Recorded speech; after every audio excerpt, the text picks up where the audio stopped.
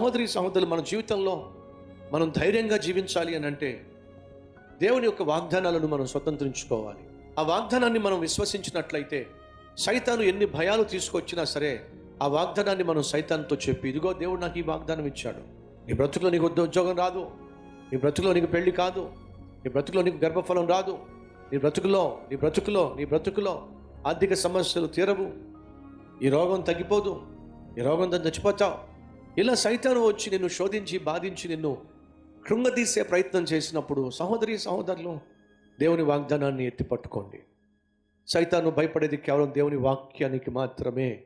జ్ఞాపకం ఉందా? సైతాను వచ్చి యేసయ్యను శోధించినప్పుడు యేసయ్య దేనితో సైతాన్ని ఎదుర్కొన్నాడో తెలుసా? దేవుని వాక్యంతో. దేవుని వాక్యంతోనే సైతాన్ని ఎదుర్కొన్నాడు.